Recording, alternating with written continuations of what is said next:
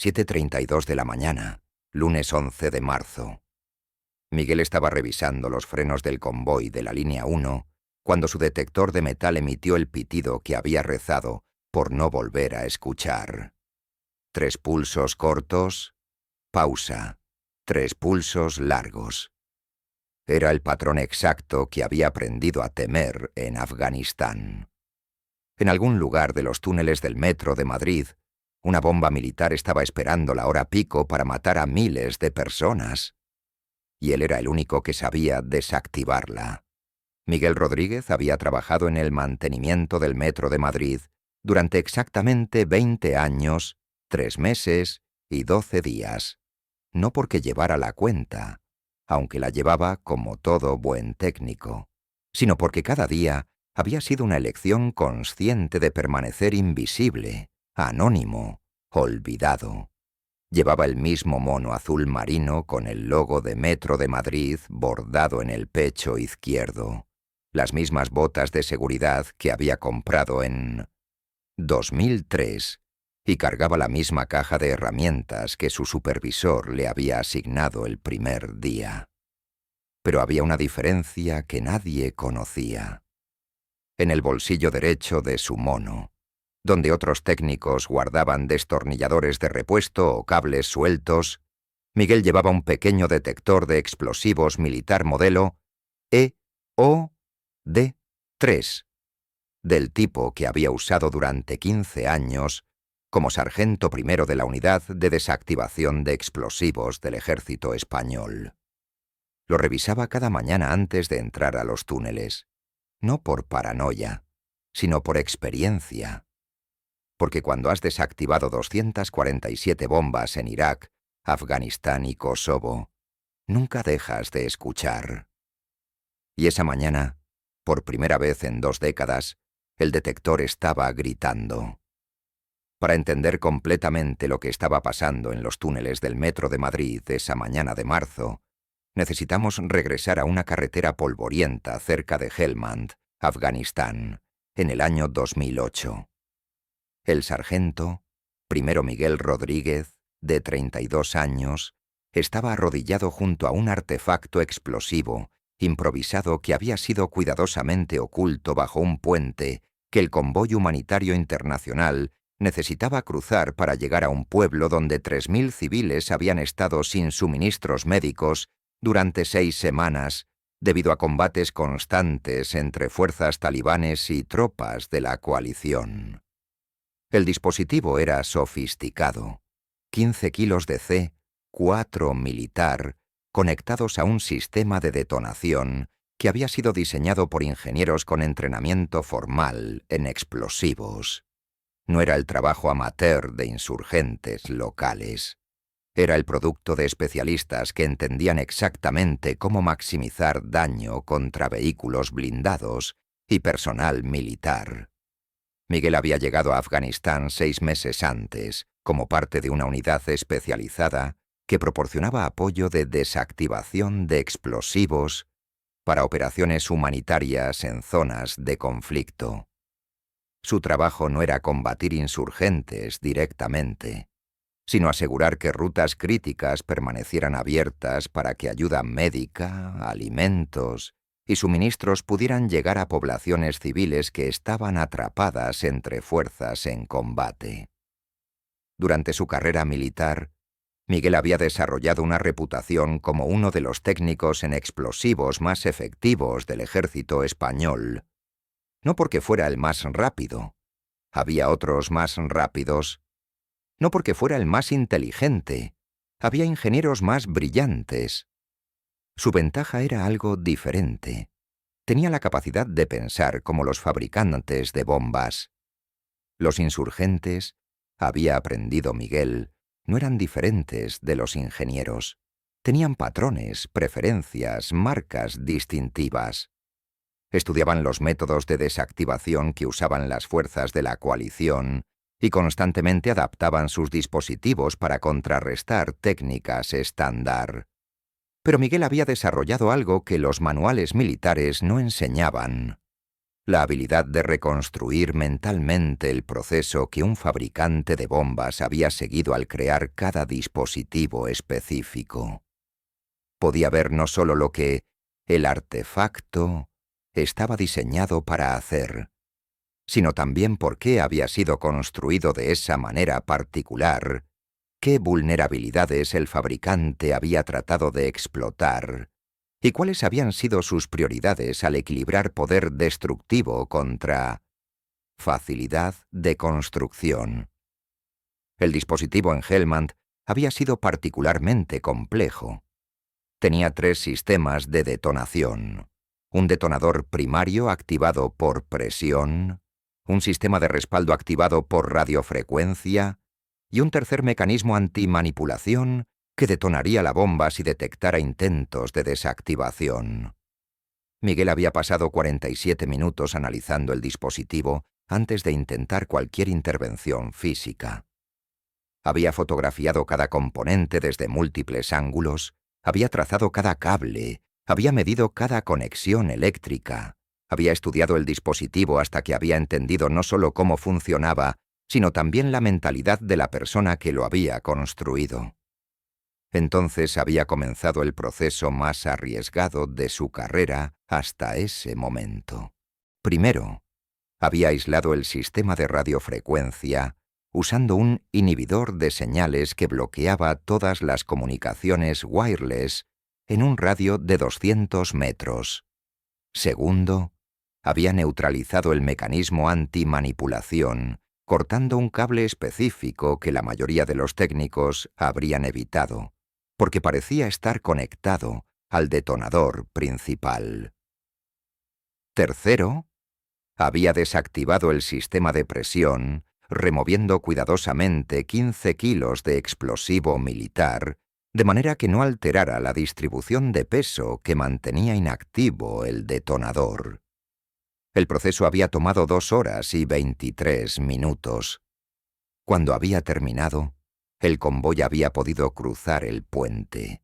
Los suministros médicos habían llegado al pueblo y 73 civiles heridos habían recibido tratamiento que había salvado sus vidas. Miguel nunca había hablado sobre ese día específico con nadie fuera del personal militar. Pero había sido el momento que había definido no solo el resto de su carrera en el ejército, sino también su perspectiva sobre lo que significaba proteger vidas inocentes.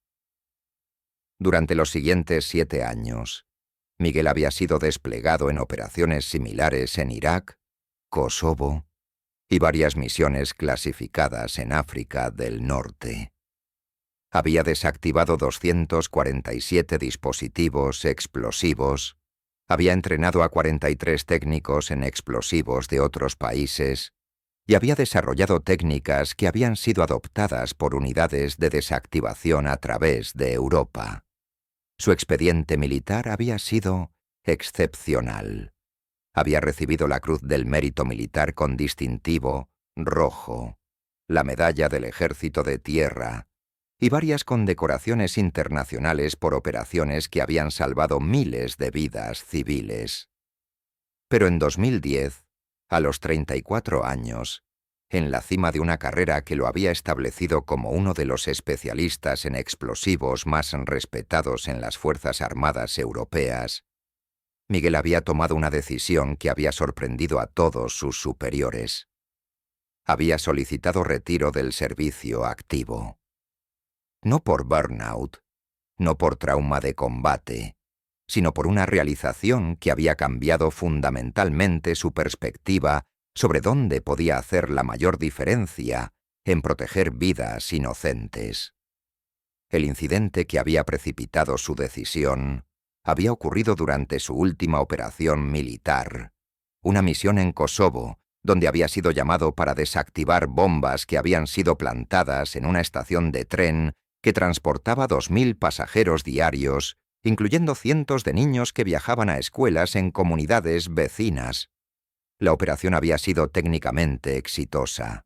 Había localizado y neutralizado 5 dispositivos explosivos que habrían convertido la estación en una zona de muerte masiva. Pero lo que había impactado a Miguel había sido la realización de que terroristas estaban targeting específicamente infraestructura civil, trenes, estaciones, túneles, donde podían maximizar víctimas entre poblaciones que no tenían nada que ver con conflictos políticos. Durante su vuelo de regreso a España después de esa misión, Miguel había comenzado a pensar en términos diferentes. No quería ser el técnico que respondía después de que bombas habían sido plantadas en infraestructura civil. Quería ser el guardián que protegía sistemas de transporte antes de que pudieran ser amenazados. Había comenzado a investigar qué tipos de empleos le permitirían aplicar sus habilidades de detección de explosivos para proteger infraestructura civil española, de maneras que no requerían esperar a que surgieran amenazas específicas. La transición de especialista militar en explosivos a técnico de mantenimiento del metro había sido más compleja emocionalmente de lo que Miguel había anticipado. Durante 15 años, cada día había sido estructurado alrededor de misiones críticas, operaciones que podían afectar la seguridad de miles de personas, y la adrenalina constante de trabajar con explosivos que podían matarlo si cometía un error. Vivir sin esa intensidad, sin ese sentido de propósito inmediato, había requerido un ajuste psicológico significativo. Durante los primeros meses después de dejar el ejército, Miguel había considerado trabajar para empresas de seguridad que protegían instalaciones industriales, pero las ofertas habían sido para proteger propiedades corporativas, no para preservar infraestructura que servía a millones de ciudadanos ordinarios. Había pensado en establecer su propia consultoría en seguridad de explosivos, pero había realizado que lo que más necesitaba no era crear otro negocio, sino encontrar una manera de aplicar directamente sus habilidades para proteger infraestructura que afectaba las vidas diarias de familias trabajadoras. Fue durante un viaje rutinario en el metro de Madrid, la primera vez que había usado transporte público como civil en lugar de como militar en misión, que había visto el anuncio en una estación. Metro de Madrid busca técnicos de mantenimiento. Responsabilidades incluyen inspección de sistemas mecánicos, mantenimiento preventivo y asegurar operación segura de infraestructura de transporte. Experiencia técnica preferida. Turnos rotativos. Ambiente subterráneo. Responsabilidad significativa por seguridad pública. Miguel había observado el sistema del metro durante 3 horas antes de decidir aplicar. Había evaluado la infraestructura según criterios tanto técnicos como de seguridad, y había reconocido inmediatamente que estaba viendo uno de los sistemas de transporte más críticos de Europa, una red que transportaba 2,3 millones de pasajeros diariamente, incluyendo estudiantes, trabajadores, familias enteras que dependían del metro para acceso a hospitales, escuelas y empleos. También había identificado múltiples vulnerabilidades en los sistemas de seguridad que podrían ser explotadas por profesionales con entrenamiento similar al suyo. Infraestructura que asumía amenazas menores en lugar de ataques coordinados. Protocolos que eran sofisticados para mantenimiento pero no diseñados para contrarrestar sabotaje militar. Y personal que era técnicamente competente, pero que no había sido entrenado para reconocer amenazas explosivas profesionales. En ese momento, caminando por túneles que servían a millones de madrileños cada año, Miguel había encontrado su nueva misión. No sería el especialista militar que desactivaba bombas después de que habían sido plantadas. Sería el técnico civil que protegía infraestructura de transporte usando décadas de experiencia para asegurar que sistemas críticos estuvieran protegidos contra amenazas que otros no podrían anticipar o detectar. La entrevista para el puesto de técnico de mantenimiento había sido fascinante. Miguel había tenido que presentar una versión editada de su experiencia que explicara sus cualificaciones sin revelar el nivel específico de entrenamiento en explosivos que había recibido. Pero había sido obvio incluso durante la conversación de 90 minutos que tenía conocimientos que lo distinguían de candidatos típicos.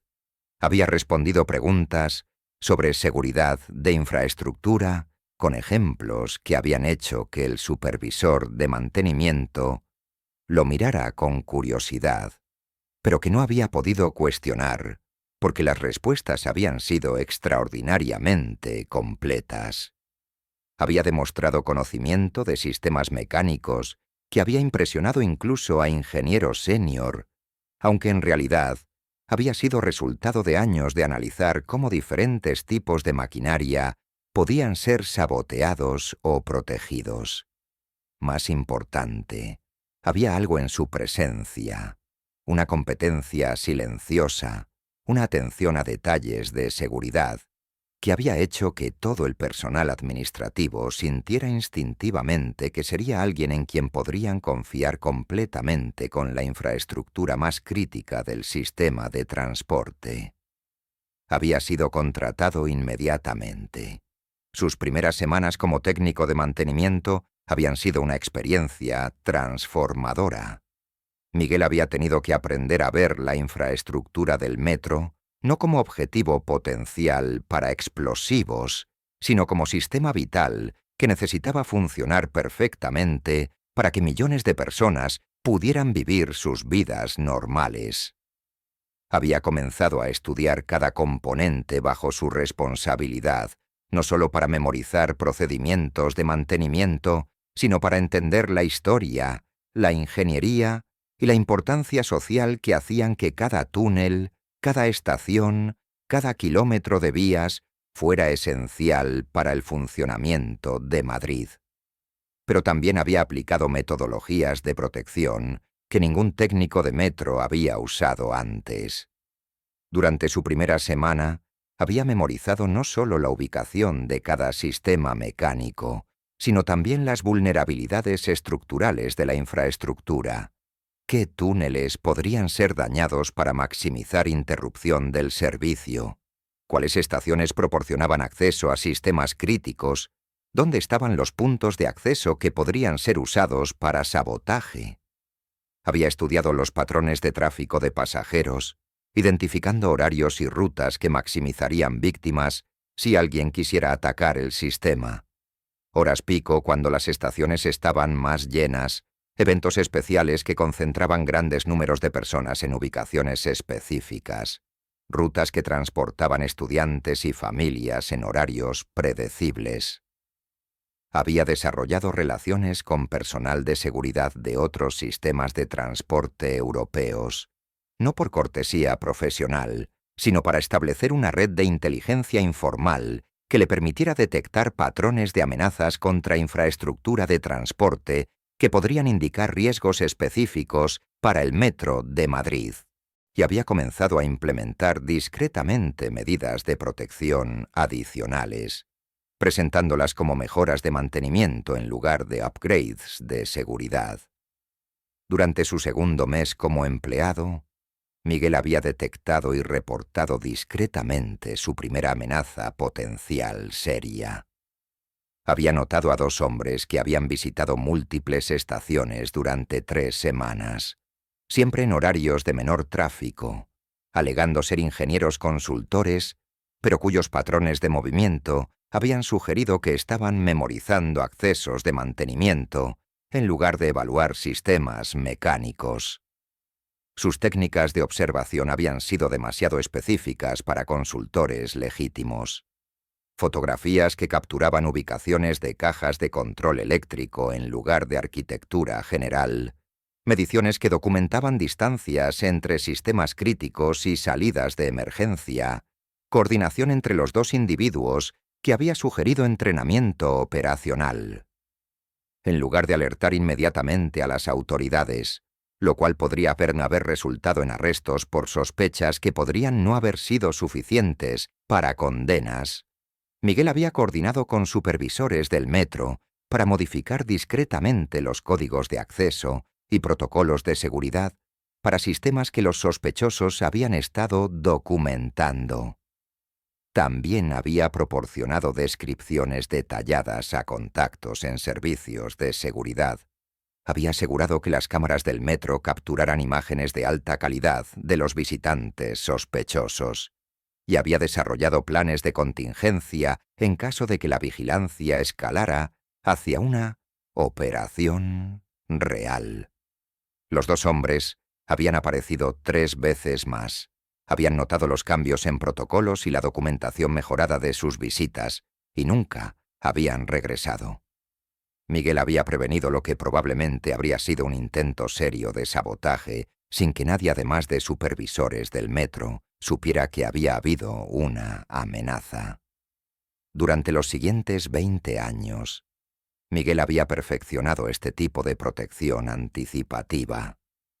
Había desarrollado una reputación entre el personal del metro como alguien que tenía instinto sobrenatural para problemas mecánicos, pero nadie había sospechado que su intuición era en realidad el resultado de décadas de entrenamiento profesional en detección de amenazas explosivas y análisis de vulnerabilidades de infraestructura.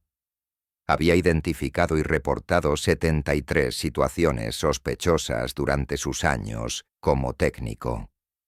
31 casos de individuos que habían mostrado interés anormal en sistemas de control eléctrico. 18 intentos de acceso no autorizado a túneles de mantenimiento. 12 casos de objetos abandonados en ubicaciones que podrían haber sido usadas para ocultar dispositivos explosivos. 8 situaciones que habían requerido intervención de servicios de seguridad debido a conexiones con organizaciones que representaban amenazas potenciales para infraestructura de transporte. Y 4 casos donde había detectado evidencia física de que alguien había estado manipulando sistemas mecánicos de maneras que no aparecían en reportes oficiales de mantenimiento. En cada caso, había manejado las situaciones de maneras que protegían la infraestructura del metro, mientras proporcionaba a las autoridades la inteligencia necesaria para prevenir futuras amenazas. Sus superiores en el metro lo consideraban el técnico más valioso en la historia de la organización, aunque nunca habían entendido completamente por qué Miguel parecía detectar amenazas y problemas que otros empleados nunca notaban. Lo que no habían sabido era que Miguel había convertido el Metro de Madrid en el sistema de transporte público más seguro de Europa, no a través de tecnología costosa o personal adicional, sino a través de vigilancia profesional y preparación para amenazas que esperaba nunca tener que contrarrestar directamente. Su rutina diaria había evolucionado durante 20 años para incorporar verificaciones de seguridad que iban mucho más allá de responsabilidades normales de mantenimiento. Cada mañana, a las 6:15 de la mañana, Miguel llegaba 30 minutos antes del inicio oficial de su turno para realizar una inspección preliminar que incluía verificación de que todos los sistemas críticos estuvieran funcionando según parámetros normales, confirmación de que no había evidencia de manipulación nocturna de infraestructura y revisión de reportes de seguridad que podrían indicar actividad sospechosa durante turnos anteriores.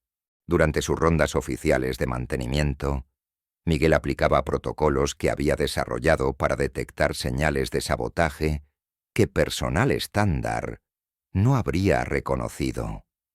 Cambios microscópicos en posicionamiento de componentes mecánicos que podrían indicar que alguien había estado accediendo a sistemas sin autorización, alteraciones en configuraciones eléctricas que podrían sugerir instalación de dispositivos no autorizados, modificaciones en infraestructura que no correspondían con reportes oficiales de trabajo de mantenimiento.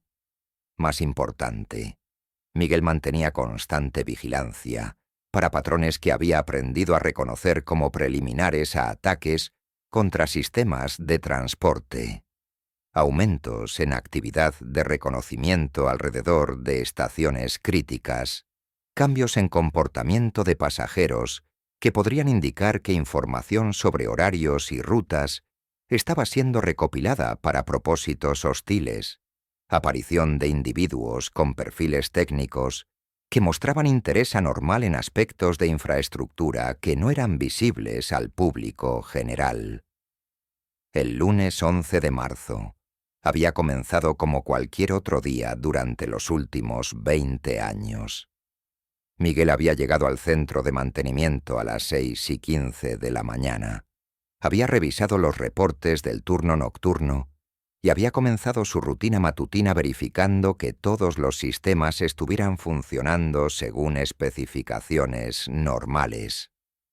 La primera parte de la mañana había sido típica.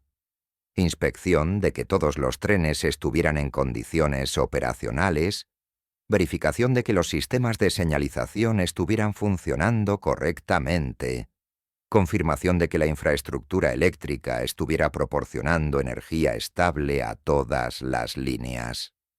A las 7 de la mañana había completado su primera ronda de inspecciones rutinarias, documentando que todo estaba exactamente como debía estar. A las 7:15 de la mañana había verificado los sistemas de comunicación y control central, confirmando que no había señales de mal funcionamiento técnico o interferencia externa. Pero a las 7:32 de la mañana, mientras estaba realizando una verificación de rutina de los frenos del convoy de la línea 1, que transportaría miles de pasajeros durante la hora pico, había ocurrido algo que había activado instintos que no había usado en 13 años.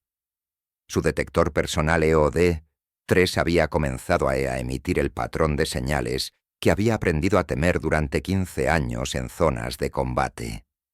3 pulsos cortos, pausa, 3 pulsos largos.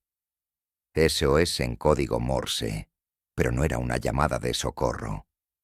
Era la firma electromagnética de explosivos militares C4 de origen ruso, el tipo que había encontrado docenas de veces en operaciones internacionales. Miguel se había quedado inmóvil junto al convoy. El detector continuaba señalando la presencia de explosivos militares a menos de 50 metros de su ubicación.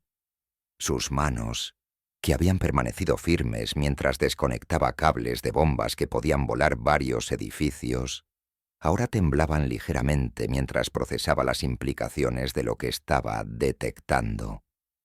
No era posible que hubiera explosivos militares en el metro de Madrid por accidente. Alguien los había colocado intencionalmente. Y si había explosivos en la línea 1, basado en patrones que había estudiado durante años de operaciones antiterroristas, probablemente había dispositivos similares en otras partes del sistema. Miguel había cerrado los ojos y por un momento ya no estaba en los túneles del metro de Madrid. Estaba de vuelta en una estación de tren en Kosovo, con 33 años, analizando bombas que habían sido plantadas para matar civiles durante la hora de mayor tráfico. El coronel Vázquez le había dicho ese día algo que nunca había olvidado. Rodríguez, los explosivos no tienen ideología. No odian, no aman, no perdonan, solo esperan. Y cuando explotan, no distinguen entre culpables e inocentes. Tu trabajo es asegurarte de que nunca tengan esa oportunidad. Había abierto los ojos. Había trabajo que hacer. Lo primero era ubicar el origen exacto de la señal. Miguel había comenzado a caminar sistemáticamente por la estación, sosteniendo el detector a diferentes alturas y ángulos. La señal se intensificaba conforme se acercaba al extremo norte de la plataforma. No estaba en el tren, estaba en la infraestructura del túnel. Se había agachado junto a una caja de distribución eléctrica que había inspeccionado cientos de veces durante sus 20 años de servicio. Hoy, algo había sido diferente. Los tornillos estaban limpios, sin la capa de polvo metálico que caracterizaba todo en el sistema subterráneo. Alguien había abierto esa caja recientemente. Con la precisión de un cirujano, Miguel había removido los tornillos usando herramientas que había conservado desde sus días militares. Dentro de la caja, donde deberían estar únicamente cables eléctricos y circuitos de señalización, había encontrado algo que había hecho que su corazón se detuviera por una fracción de segundo. 3 bloques de C4 conectados a un detonador digital, un receptor de radiofrecuencia y un sistema de respaldo que había reconocido inmediatamente. Era un modelo PETN-5, fabricado en Chechenia, del tipo que había visto en operaciones antiterroristas en los Balcanes. Tenía capacidad para destruir 200 metros de túnel y todo lo que estuviera dentro. Pero lo que realmente lo había alarmado había sido el temporizador. No mostraba números, mostraba símbolos que había reconocido de inmediato. Era el logo de Andalus Brigade, una célula terrorista que había sido responsable de múltiples atentados contra infraestructura de transporte europeo durante la década anterior. Se suponía que habían sido desmantelados hacía años, pero aparentemente habían regresado. Y esto era solo el comienzo. Miguel había tomado fotografías detalladas del dispositivo con su teléfono y las había enviado a un número que no había marcado en 13 años. El general Mendoza, ahora retirado, pero que había comandado la unidad de desactivación durante la época de Miguel. El mensaje había sido simple: código rojo. Metro Madrid. Multiple targets suspected. Need immediate coordination. La respuesta había llegado en menos de 45 segundos. Stand by. Emergency protocols activated. You have operational authority. Miguel había sonreído amargamente. Aparentemente, una vez especialista en explosivos, siempre especialista en explosivos. Ahora necesitaba verificar sus sospechas sobre dispositivos adicionales. Había activado la radio de mantenimiento del metro y se había conectado al centro de control. Control, aquí Miguel Rodríguez, técnico senior de línea 1. Necesito coordinación inmediata con supervisores de líneas 2, 3 y 4. Protocolo de emergencia, máxima prioridad. Miguel, ¿qué tipo de emergencia? No tenemos reportes de mal funcionamiento técnico en ninguna línea. Control. Necesito que confíen en mí completamente. Hay una amenaza seria contra la infraestructura del sistema. Necesito que todos los supervisores técnicos revisen inmediatamente cajas de distribución eléctrica que muestren señales de haber sido abiertas recientemente.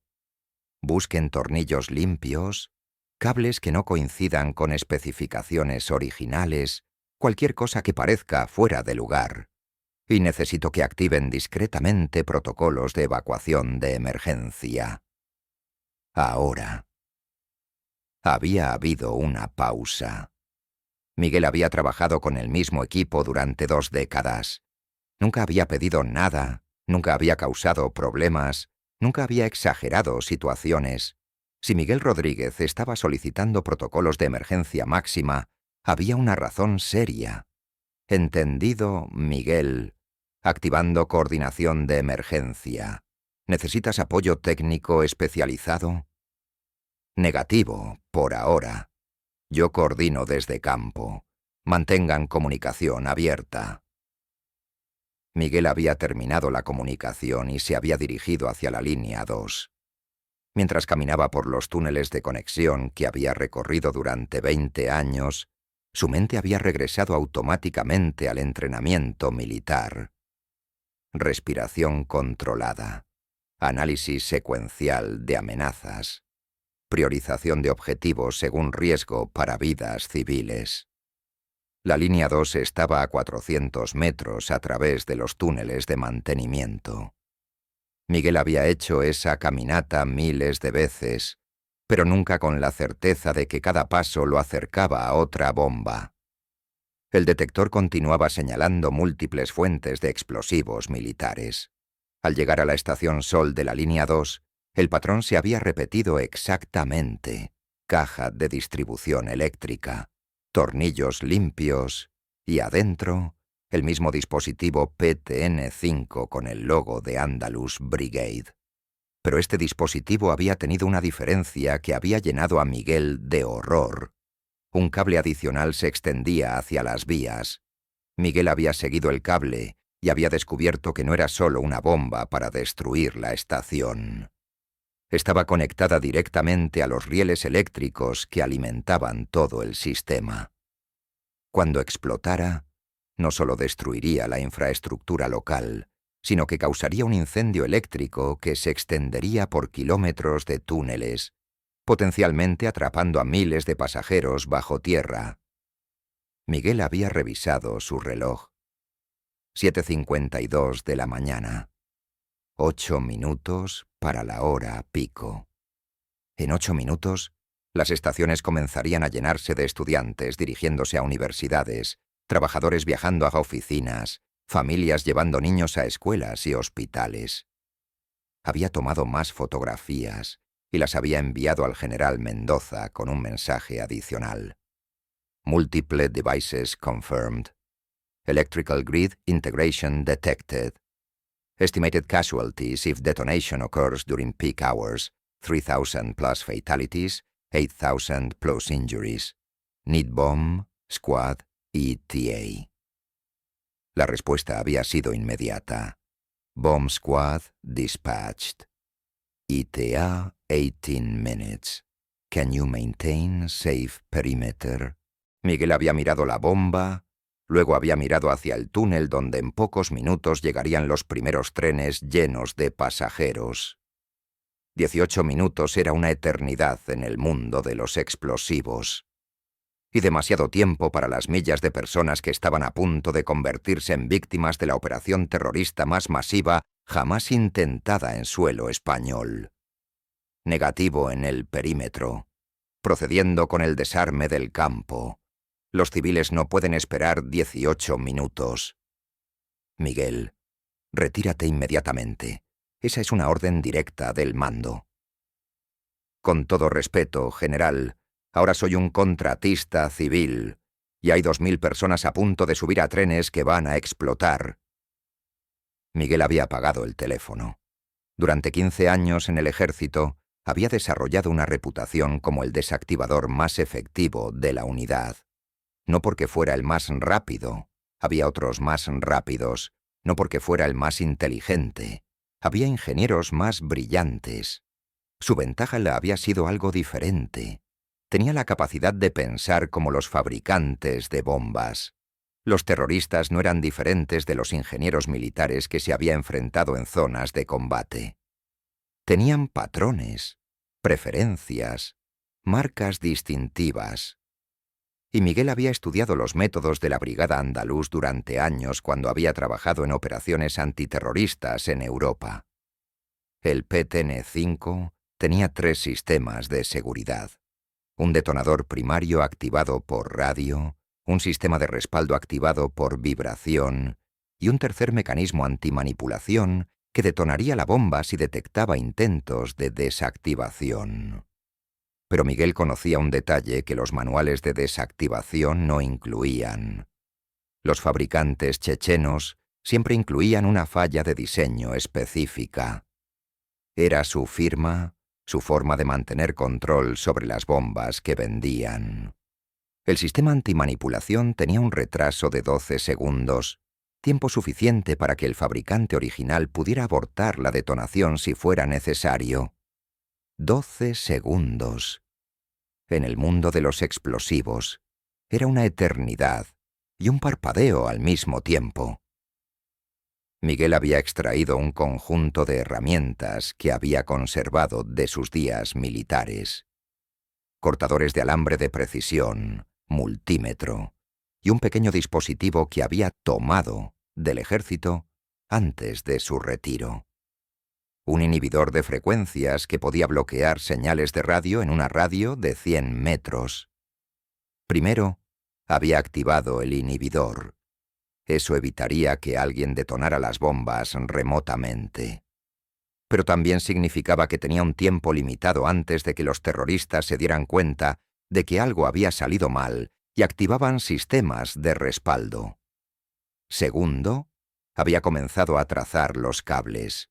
El PTN 5 tenía un patrón específico.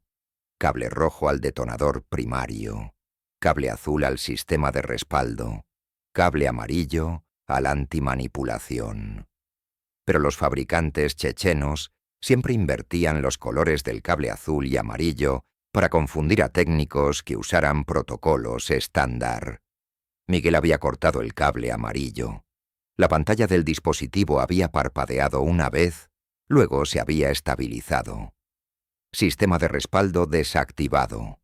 Ahora venía la parte más difícil. El sistema antimanipulación fue diseñado para detectar cualquier cambio en la configuración eléctrica del dispositivo. Pero Miguel había aprendido un truco en Kandahar. Si mantenías exactamente la misma corriente eléctrica mientras reconfigurabas los cables, el sistema no detectaba la manipulación. Usando el multímetro, había medido la corriente que fluía a través del cable rojo. 2,3 amperios. Necesitaba mantener exactamente esa corriente mientras desconectaba el detonador. Con una mano sosteniendo un cable de derivación para mantener la corriente y la otra manipulando los conectores del detonador, Miguel había comenzado el proceso más delicado de su carrera. Había hecho esto 247 veces antes, pero nunca con la presión de saber que millas de vidas dependían de que sus manos no temblaran ni una fracción de milímetro. 5 segundos.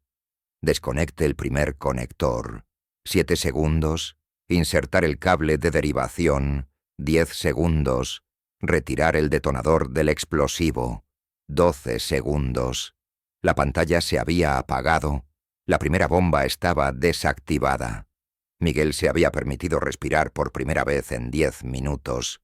Pero no había tiempo para celebrar.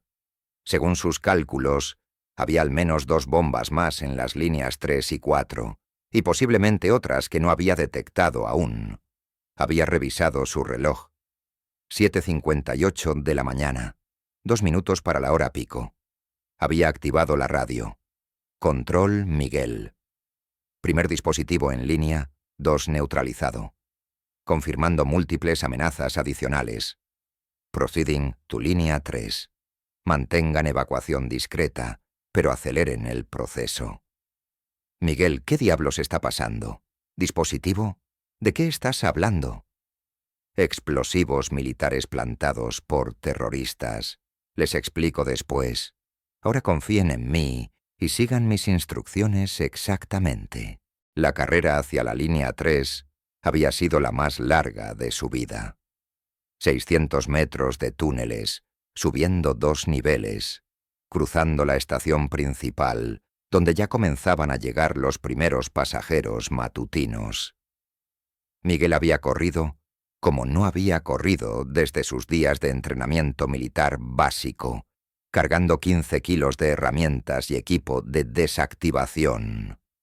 Al llegar a la línea 3, el detector había confirmado sus peores temores. No había una bomba, había 2, una en cada extremo de la estación, posicionadas para maximizar el daño estructural y garantizar que no hubiera rutas de escape para pasajeros que estuvieran en los trenes cuando las bombas explotaran. 8:01 de la mañana. La hora pico había comenzado oficialmente. Miguel podía escuchar el sonido distante del primer tren de la mañana aproximándose a la estación, llevando aproximadamente 400 pasajeros que no tenían idea de que estaban viajando hacia una zona de muerte. No había tiempo para la delicadeza.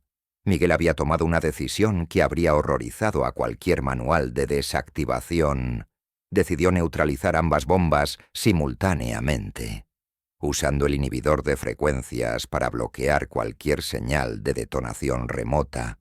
Miguel había conectado un cable de extensión entre las 2 bombas. Su plan era simple, pero extremadamente arriesgado. Si podía crear un cortocircuito controlado entre los 2 dispositivos, ambos sistemas antimanipulación se confundirían y se neutralizarían mutuamente. Era una técnica que había desarrollado en el campo durante una operación clasificada en África del Norte, no aprobada por ningún manual, y que requería timing perfecto. Si se equivocaba por una fracción de segundo, ambas bombas explotarían simultáneamente. Miguel había posicionado sus herramientas junto a la primera bomba, luego había corrido hacia la segunda.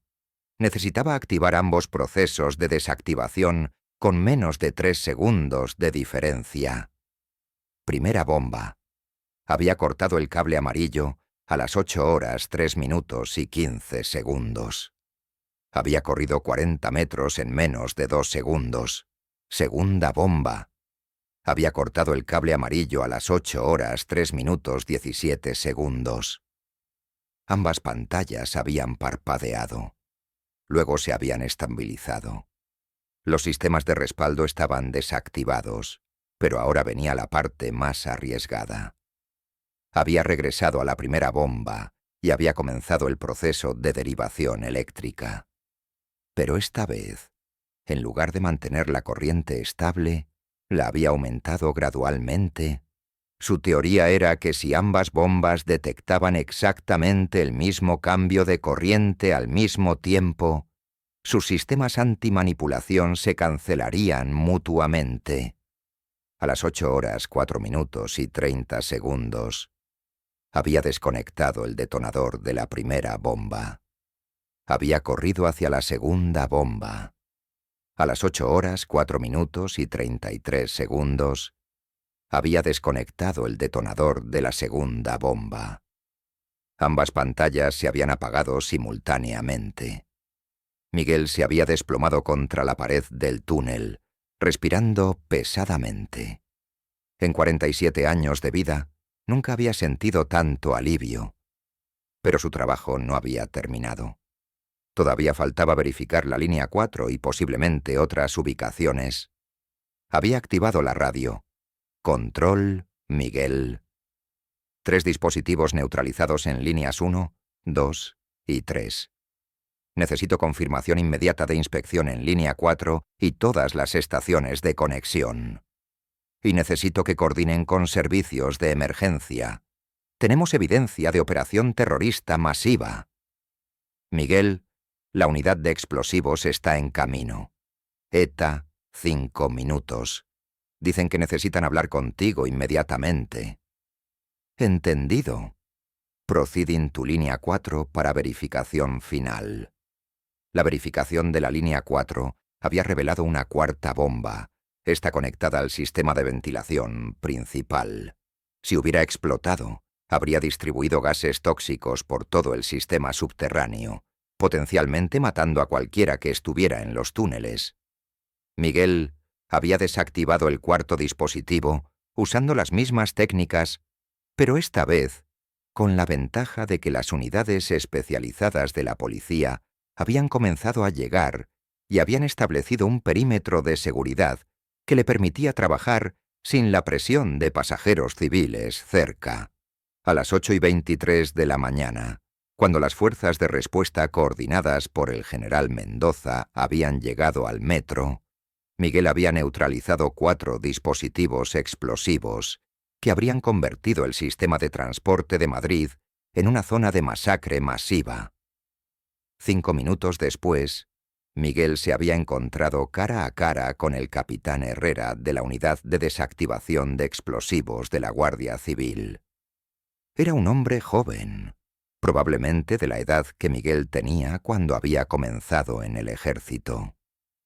«Usted debe ser el técnico que neutralizó las bombas», había dicho Herrera. «Necesito saber exactamente qué tipo de dispositivos encontró y cómo los desactivó». Miguel le había entregado las fotografías que había tomado. PET-N5. Fabricación chechena. Marca Andalus Brigade. 4 dispositivos con sistemas de seguridad estándar, pero con inversión de cables típica de este fabricante. Conexiones al sistema eléctrico y de ventilación diseñadas para maximizar víctimas civiles.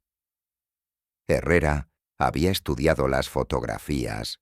Luego había mirado a Miguel con una expresión de sorpresa creciente. «Señor, ¿cómo conoce estos detalles? Este tipo de información está clasificada a nivel militar. Sargento primero Miguel Rodríguez, retirado. Unidad de desactivación de explosivos. 1995 a 2010. 247 dispositivos neutralizados en operaciones internacionales.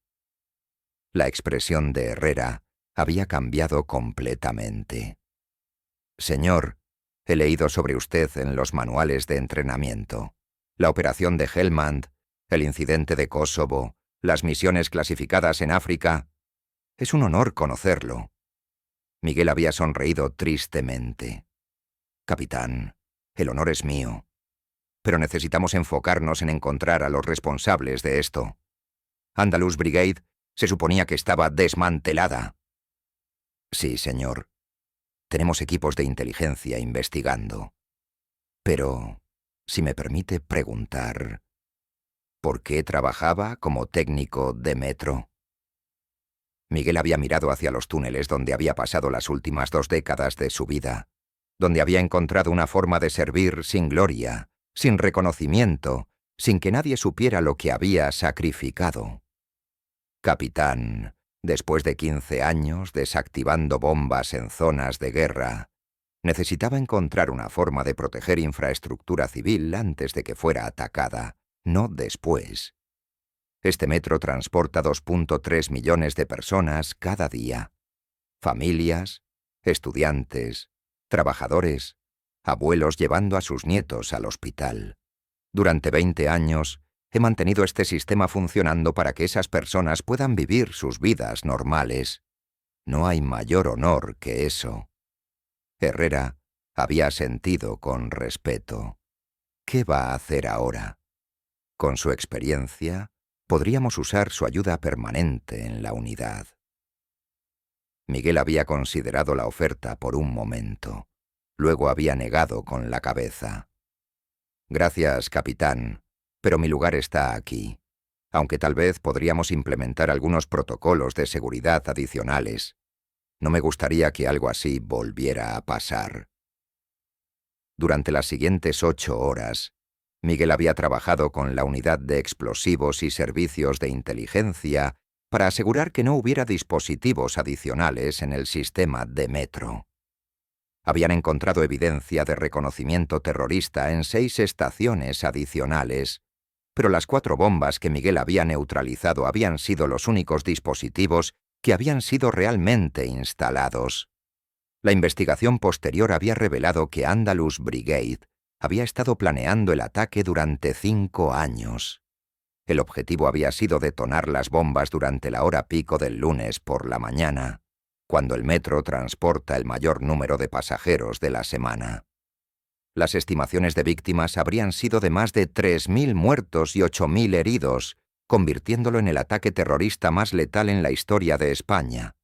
Todo había sido evitado por un técnico de mantenimiento que había llevado un detector de explosivos en su bolsillo durante 20 años, esperando un día que nunca había querido que llegara. Los medios de comunicación nunca habían sabido la historia completa.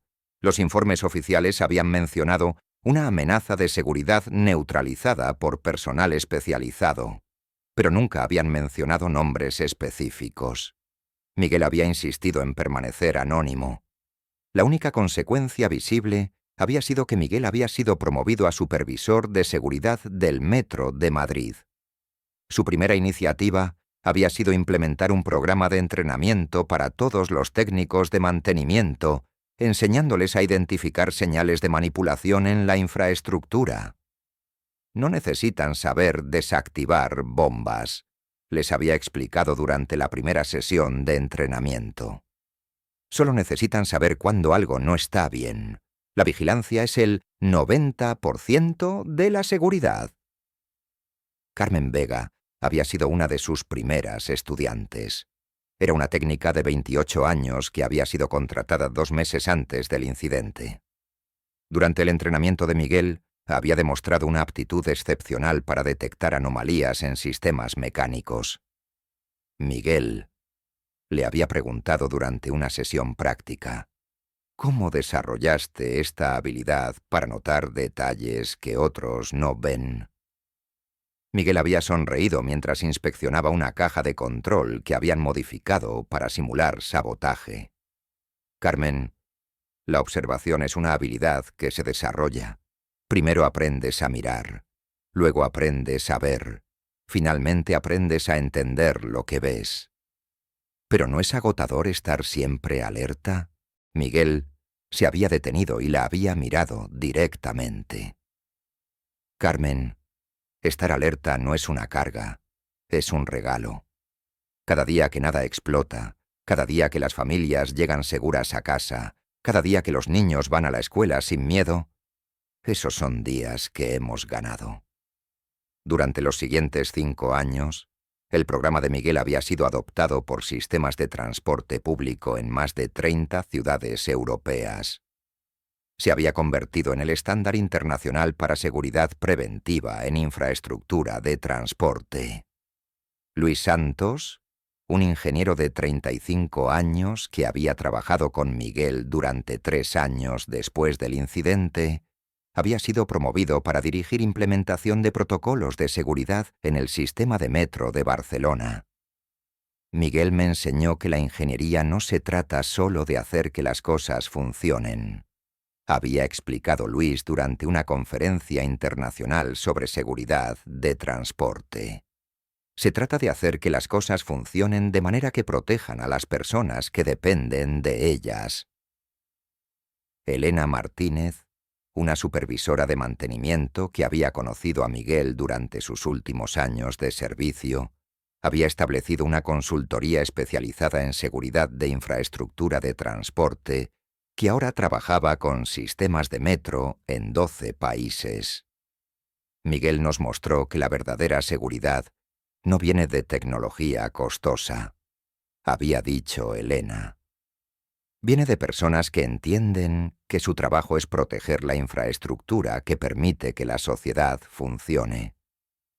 Dr. José Ramírez, un académico que había estudiado el incidente como parte de su investigación sobre terrorismo urbano, había desarrollado programas universitarios que entrenaban a la próxima generación de ingenieros de transporte en principios de seguridad, que Miguel había demostrado durante esos 47 minutos críticos. El caso del Metro de Madrid, había escrito Dr.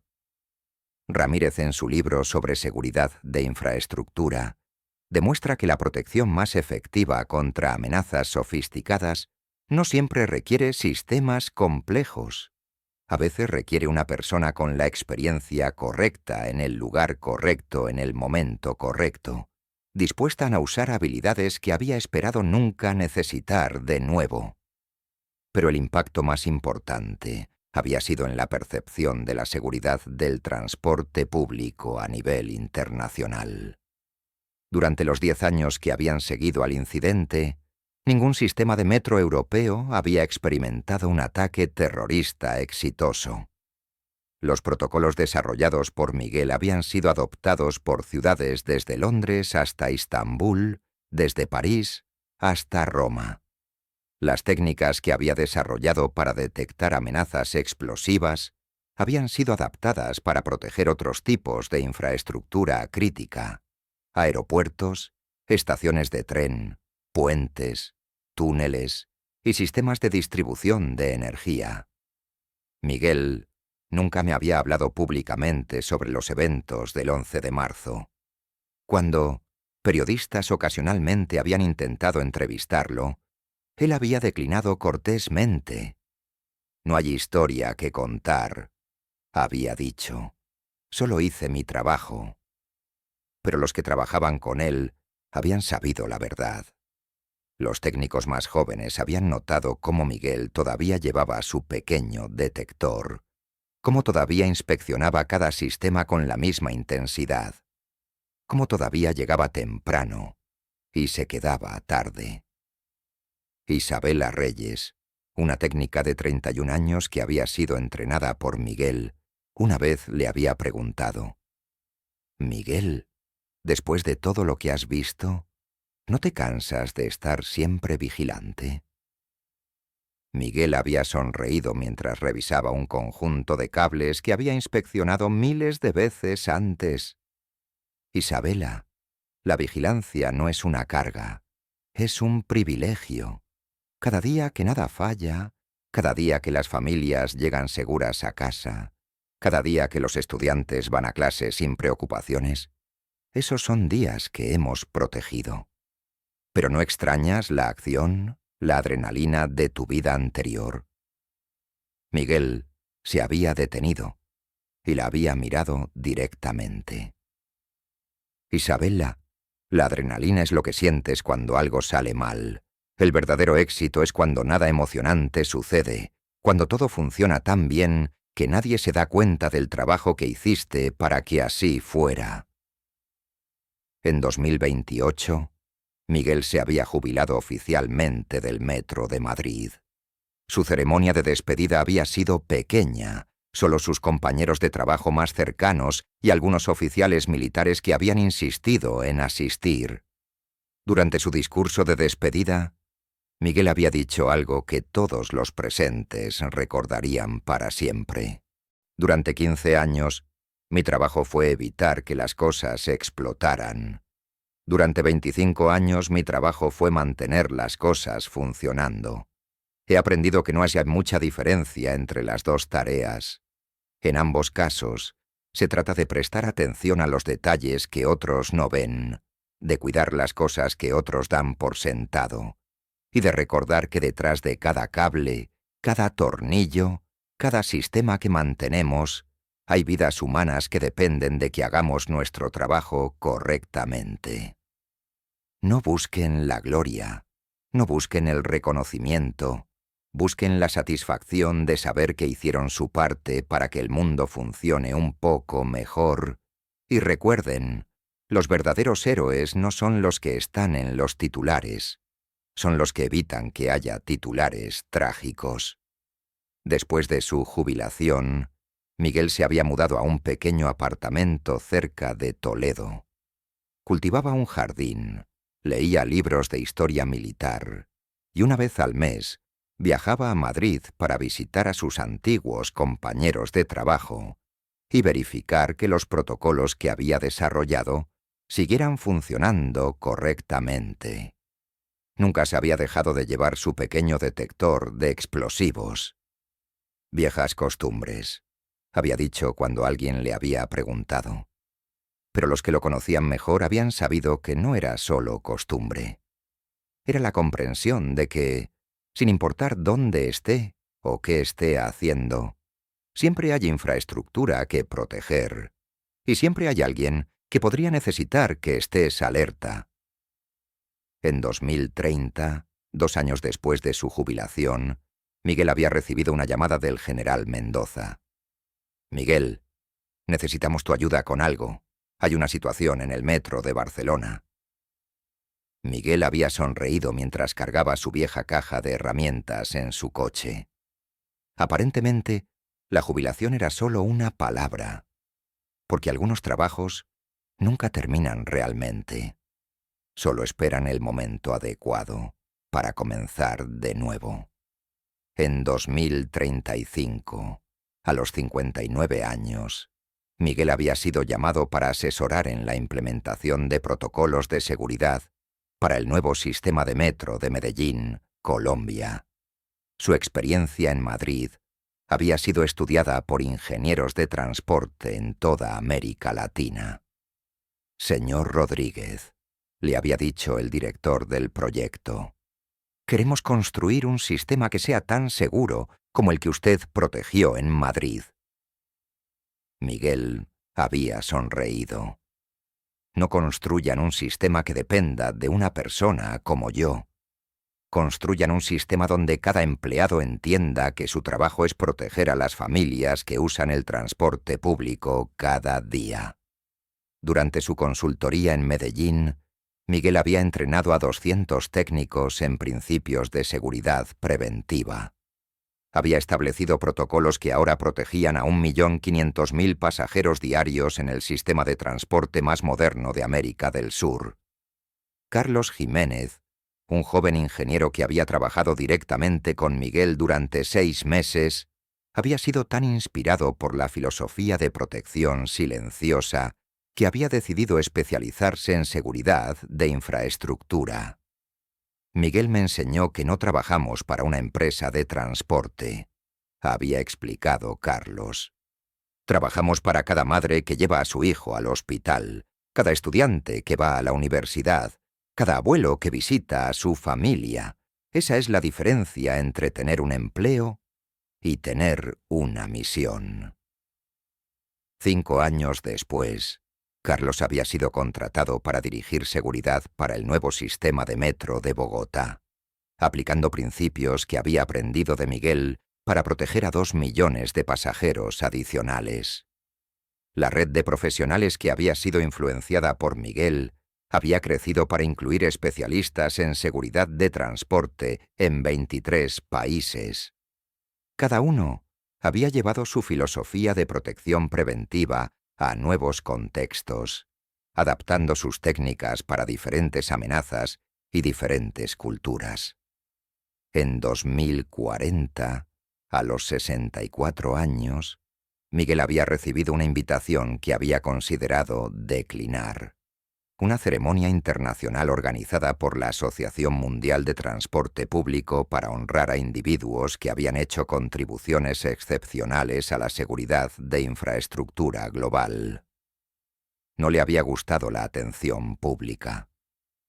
Durante 25 años como técnico de metro, y 15 años antes como especialista militar, había valorado ser invisible, y las ceremonias internacionales eran exactamente lo opuesto a la invisibilidad que había cultivado durante décadas. Pero el personal del Metro de Madrid y representantes de sistemas de transporte a través del mundo habían insistido de maneras que habían hecho imposible que rechazara. Miguel, había dicho la directora del Metro de Madrid, usted demostró que proteger infraestructura civil no es solo trabajo para ingenieros y administradores. Es responsabilidad de cualquiera que entienda que algunos sistemas son tan críticos que merecen protección por los mejores. Eso merece reconocimiento internacional. Y así, en una noche de otoño, Miguel se había encontrado en el auditorio de la Asociación Mundial de Transporte Público en Ginebra, usando el mismo tipo de traje que había usado para ceremonias militares décadas antes, pero esta vez rodeado por directores de sistemas de transporte, ministros de infraestructura y expertos en seguridad que representaban la comunidad internacional dedicada a proteger sistemas que servían a miles de millones de personas cada día. El director general de la asociación había hablado sobre la importancia de proteger infraestructura de transporte en una era de amenazas globales. Ministros de múltiples países habían hablado sobre cooperación internacional en seguridad de sistemas públicos. Académicos habían hablado sobre el valor de mantener infraestructura funcionando para el beneficio de sociedades enteras. Pero cuando Miguel había sido invitado a hablar, había elegido dirigirse no a la audiencia de autoridades internacionales, sino a los trabajadores de sistemas de transporte, técnicos, operadores, personal de mantenimiento, que habían viajado para estar allí. Durante 15 años, había dicho, protegí secretos que afectaban la seguridad de naciones. Durante los siguientes 25 años, protegí infraestructura que afectaba las vidas diarias de millones de familias. Esa es la diferencia entre servir a gobiernos y servir a la civilización. Había hecho una pausa, mirando las caras de empleados de sistemas de transporte que habían dedicado sus carreras a mantener funcionando la infraestructura que permitía que sociedades modernas existieran, a menudo sin reconocimiento, y siempre con la presión de saber que millones de personas dependían de que hicieran su trabajo perfectamente cada día. Ustedes me enseñaron que ser un guardián no se trata de las operaciones que completas o las medallas que recibes. Se trata de las personas que llegan seguras a casa cada noche porque ustedes hicieron su trabajo correctamente. Se trata de los niños que van a la escuela, los trabajadores que llegan a sus empleos, las familias que visitan a sus seres queridos, todos confiando en que la infraestructura que ustedes protegen los llevará seguramente a donde necesitan ir. La ovación había durado 8 minutos. Directores de sistemas de transporte de 67 países se habían comprometido a implementar versiones de los protocolos que Miguel había desarrollado. 4 nuevos programas internacionales de entrenamiento en seguridad de infraestructura habían sido establecidos esa noche. Años después, la vida de Miguel había encontrado un equilibrio que honraba tanto su pasado como especialista militar, como su compromiso continuo hacia la protección de infraestructura civil. A los 72 años, todavía trabajaba como consultor para sistemas de transporte que enfrentaban amenazas específicas, aunque ahora también supervisaba protocolos de seguridad para una red de más de 500 sistemas de transporte que servían a 200 millones de pasajeros diarios a través de 6 continentes. Sus técnicas de protección habían sido adoptadas por sistemas de transporte en 45 países. Había entrenado a equipos de seguridad para infraestructura en 4 continentes. Había escrito manuales que se usaban en universidades para entrenar la próxima generación de profesionales responsables de proteger infraestructura crítica mundial. Pero su mayor orgullo no había sido el reconocimiento internacional o la expansión de sus protocolos. Había sido el desarrollo de una nueva generación de guardianes de infraestructura que entendían que mantener sistemas funcionando era mantener la sociedad funcionando. Carmen Vega había establecido su propia consultoría internacional en seguridad de transporte, especializándose en entrenar personal para reconocer y responder a amenazas sofisticadas contra infraestructura crítica. Su empresa ahora protegía sistemas en 18 países y había prevenido documentadamente más de 60 incidentes de sabotaje durante los últimos 10 años.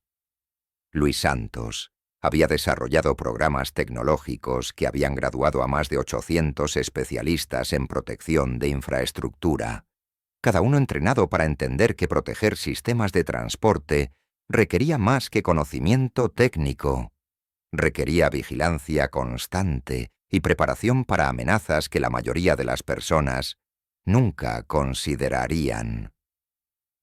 Elena Martínez había avanzado hasta convertirse en directora de un consorcio que coordinaba seguridad para infraestructura de transporte en toda Europa, aplicando principios que había aprendido de Miguel para proteger no solo metros, sino también sistemas de trenes, aeropuertos y puertos que conectaban países enteros. Isabela Reyes había sido promovida para dirigir el Departamento de Seguridad del Metro de París, inspirada por un técnico que había demostrado que proteger infraestructura era una de las responsabilidades más importantes de cualquier sociedad moderna. Cada año, en el aniversario del 11 de marzo, se había desarrollado una tradición internacional que había crecido más allá del Metro de Madrid. Personal de sistemas de transporte de todo el mundo se reunía para compartir historias sobre cómo habían aplicado principios de protección de infraestructura desarrollados por Miguel para mantener funcionando sistemas que servían a sus propias comunidades. Durante estas reuniones anuales, Miguel escuchaba historias que lo llenaban de una satisfacción silenciosa que era diferente a cualquier logro que había sentido durante su carrera militar.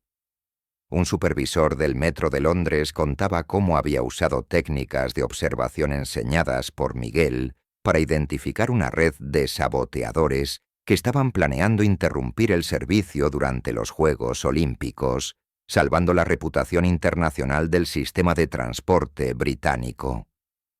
Una administradora del Metro de Nueva York describía cómo había aplicado protocolos de evaluación de amenazas desarrollados por Miguel para detectar y prevenir un ataque que habría paralizado el sistema de transporte más grande de América del Norte.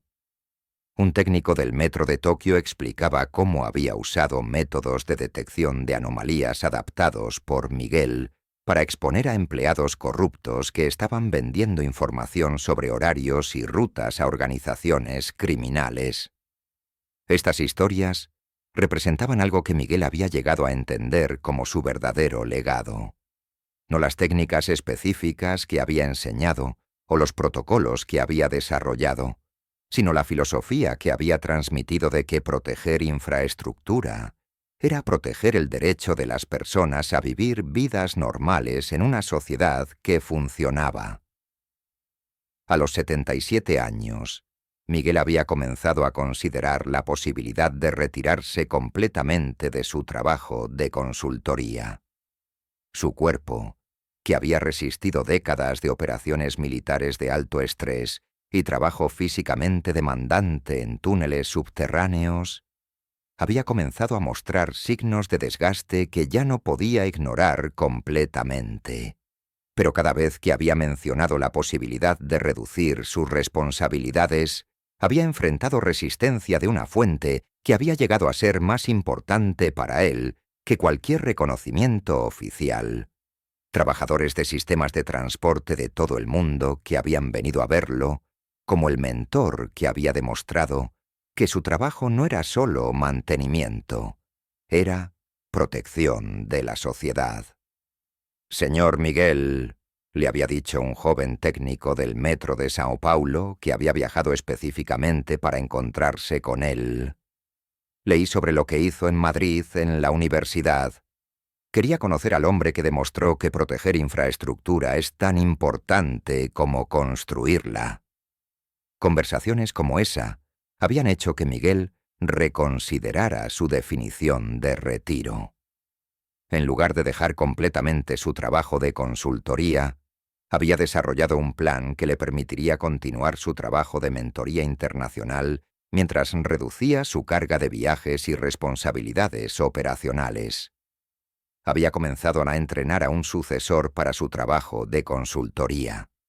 Doctor Ana Morales, una exoficial de ingeniería militar de 42 años, que había buscado una carrera que le permitiera aplicar habilidades de protección de infraestructura para servir a poblaciones civiles en lugar de objetivos militares. Ana había tenido exactamente el tipo de experiencia que Miguel había reconocido como ideal para proteger infraestructura crítica. Entrenamiento militar suficiente para reconocer y contrarrestar amenazas profesionales, pero también educación en ingeniería civil que le permitía apreciar verdaderamente la importancia de los sistemas que estaría protegiendo. Miguel había pasado 3 años entrenando a Ana, no solo en procedimientos técnicos de seguridad, sino en algo mucho más importante, como ver cada sistema de transporte como infraestructura vital que había tomado décadas en construir y que servía a millones de personas que dependían de que funcionara perfectamente cada día y que merecía protección que asegurara que futuras generaciones pudieran continuar beneficiándose de sistemas que conectaban comunidades enteras. El trabajo no es proteger máquinas, había explicado Miguel durante una de sus sesiones de entrenamiento. Parados juntos en una estación del metro de Madrid, que había sido renovada usando protocolos de seguridad que él había desarrollado. El trabajo es ser el guardián de la infraestructura que permite que la civilización moderna funcione. Eso es una responsabilidad sagrada, Ana. No un empleo, una responsabilidad sagrada. Ana había demostrado ser una estudiante excepcional. Y más importante, había demostrado tener la dedicación y el instinto necesarios para continuar la tradición que Miguel había establecido durante 25 años. En el primer proyecto de Ana trabajando independientemente como consultora principal, supervisión de seguridad para el nuevo sistema de metro de Lima, Perú, Miguel había estado presente en una capacidad de asesor, observando discretamente mientras Ana implementaba las filosofías y protocolos que habían desarrollado juntos.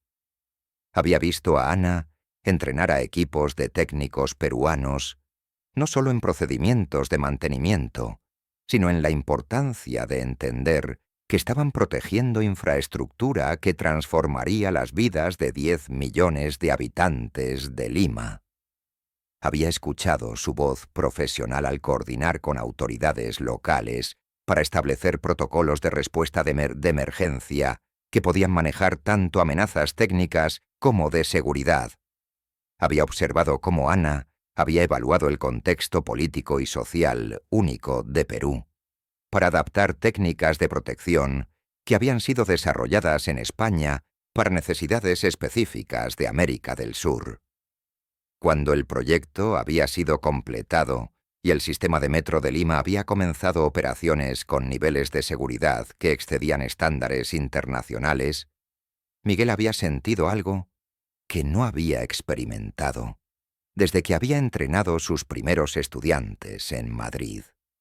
Verdadera paz al transferir una responsabilidad vital a alguien que entendía completamente la importancia de lo que estaba protegiendo. Esta vez, sabía que estaba dejando infraestructura crítica en la protección de alguien que la valoraba tanto como él. 20 años después del incidente en el metro de Madrid, a los 67 años, Miguel vivía en una casa pequeña pero cómoda en las afueras de Toledo. Cada semana, todavía viajaba a Madrid para verificar que los protocolos que había establecido siguieran funcionando según los estándares que había desarrollado durante 2 décadas y media. Ana Morales, ahora con 10 años de experiencia como consultora internacional, había entrenado a su vez a equipos de seguridad en más de 30 países. Los protocolos que habían comenzado en los túneles del metro de Madrid ahora protegían infraestructura de transporte que servía a más de 500 millones de pasajeros diarios a través de 6 continentes. Carmen Vega había sido nombrada directora de Seguridad de Infraestructura para la Unión Europea, coordinando protección de sistemas de transporte críticos desde Bruselas. Su trabajo había establecido estándares continentales que habían prevenido la interrupción de infraestructura durante crisis políticas en varios países europeos. Luis Santos había fundado una universidad técnica dedicada exclusivamente a entrenar especialistas en protección de infraestructura crítica, graduando cada año a profesionales que entendían que mantener sistemas funcionando era mantener sociedades funcionando. Elena Martínez dirigía ahora un consorcio que coordinaba protección para toda la infraestructura de transporte del Mediterráneo, aplicando técnicas desarrolladas por Miguel para proteger no solo metros, sino también sistemas de trenes de alta velocidad, puertos internacionales y aeropuertos que conectaban 3 continentes. Isabel Larreyes había sido promovida para dirigir el nuevo Departamento de Seguridad de Infraestructura Global para la ONU, estableciendo protocolos que protegían sistemas de transporte en países en desarrollo contra amenazas tanto técnicas como de seguridad. Una vez al mes, Miguel todavía se reunía con ex-colegas, estudiantes que había inspirado, y profesionales que habían sido influenciados por su historia en el mismo café cerca del metro de Madrid, donde habían comenzado esas reuniones años antes. Ahora, sin embargo, las reuniones incluían representantes de múltiples generaciones y continentes, directores de sistemas de transporte que habían implementado sus protocolos, estudiantes que habían elegido carreras en protección de infraestructura, inspirados por su ejemplo, y guardianes de sistemas críticos que habían aprendido que proteger infraestructura era una de las responsabilidades más importantes de cualquier sociedad moderna. Durante estas reuniones, Miguel escuchaba historias que confirmaban que su impacto había ido mucho más allá de lo que había imaginado cuando había tomado la decisión de cambiar de especialista militar a técnico civil. Un joven director de transporte en Argentina explicaba cómo había aplicado técnicas de Miguel para proteger el nuevo sistema de metro de Buenos Aires contra amenazas durante protestas políticas masivas. Una especialista en ingeniería de Nigeria describía cómo había usado protocolos desarrollados por Miguel para coordinar con autoridades internacionales la protección de infraestructura de transporte durante conflictos regionales. Un supervisor veterano del metro de Moscú compartía cómo había aplicado métodos de evaluación de amenazas enseñados por Miguel para detectar y prevenir sabotaje que habría paralizado el sistema de transporte más crítico de Rusia. Pero las historias que más significaban para Miguel eran las más simples, técnicos, que habían aprendido a ver su trabajo como protección de comunidades enteras, familias que usaban sistemas de transporte entendiendo que estaban viajando en infraestructura que había sido protegida por generaciones de guardianes dedicados, ciudadanos ordinarios que habían decidido que tenían la responsabilidad de reportar actividades sospechosas que podrían amenazar sistemas que toda la sociedad necesitaba para funcionar. En 2045, Miguel había recibido una llamada que había cambiado su perspectiva sobre lo que significa verdaderamente el legado de una vida dedicada a proteger infraestructura. «Señor Rodríguez», había dicho una voz joven al teléfono, «soy Carmen Jiménez. Mi abuelo era Carlos Jiménez, el ingeniero que usted entrenó en Medellín hace 10 años». Miguel había recordado inmediatamente a Carlos, el joven ingeniero que había sido tan inspirado por la filosofía de protección silenciosa que había dedicado su carrera a seguridad de infraestructura. Carlos fue mi héroe.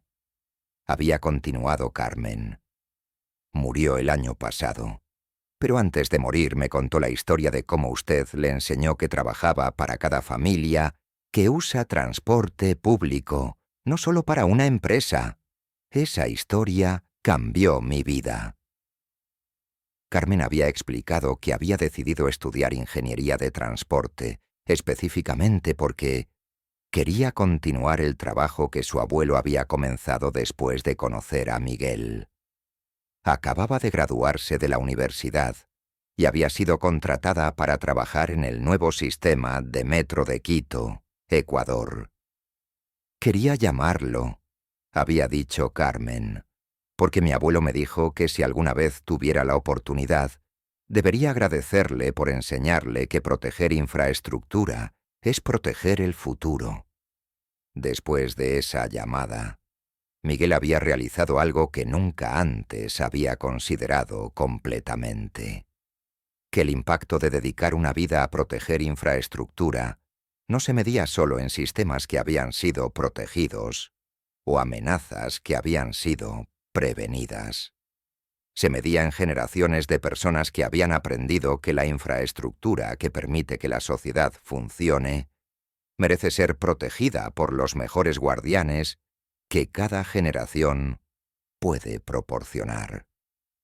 En 2050, a los 74 años, Miguel había sido invitado a dar el discurso de apertura en el primer Congreso Mundial de Protección de Infraestructura Crítica, un evento que reunía especialistas de 89 países para compartir técnicas y establecer estándares globales para proteger sistemas que servían a miles de millones de personas.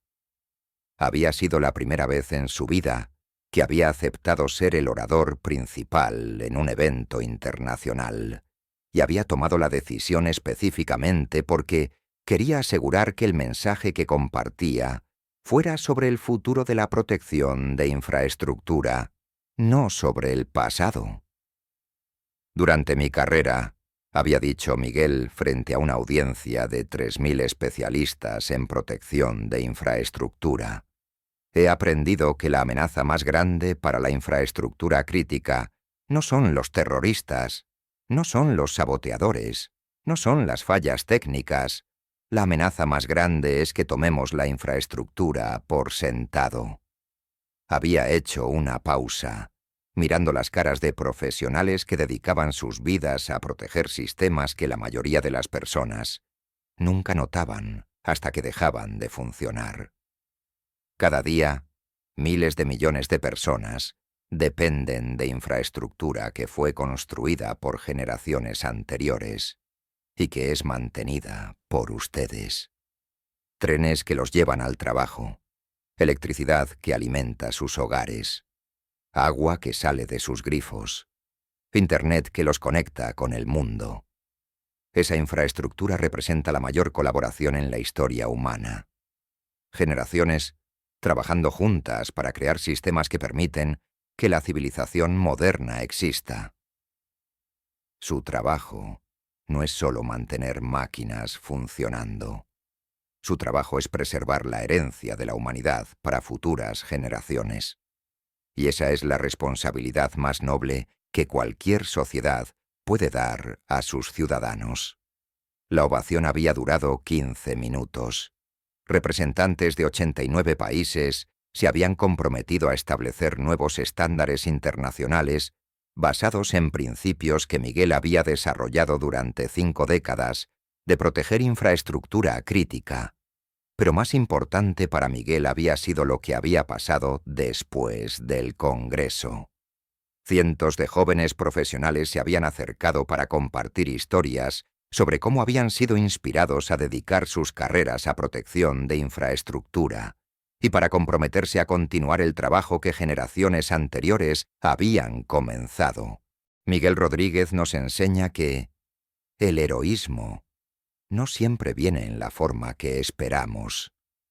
A veces viene como un hombre que pasa de desactivar bombas en zonas de guerra a mantener trenes funcionando, entendiendo que proteger infraestructura civil es proteger el derecho de las personas a vivir vidas normales. A veces viene como alguien que está dispuesto a cambiar misiones que afectan la seguridad nacional, por la responsabilidad de mantener funcionando sistemas que millones de familias necesitan cada día.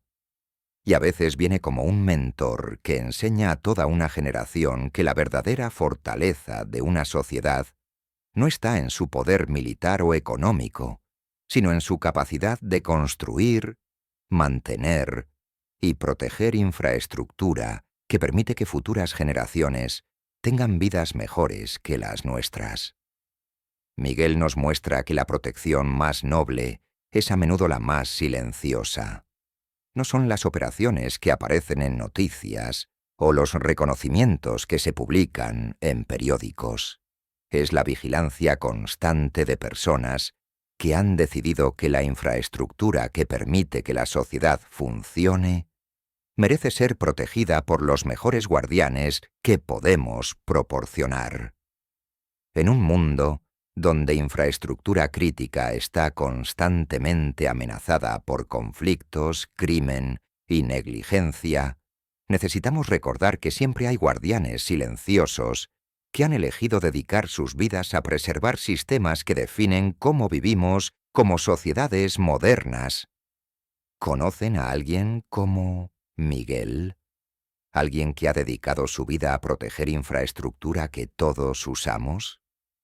Alguien que ha demostrado que los héroes más importantes son aquellos que mantienen el mundo funcionando para generaciones que aún no han nacido.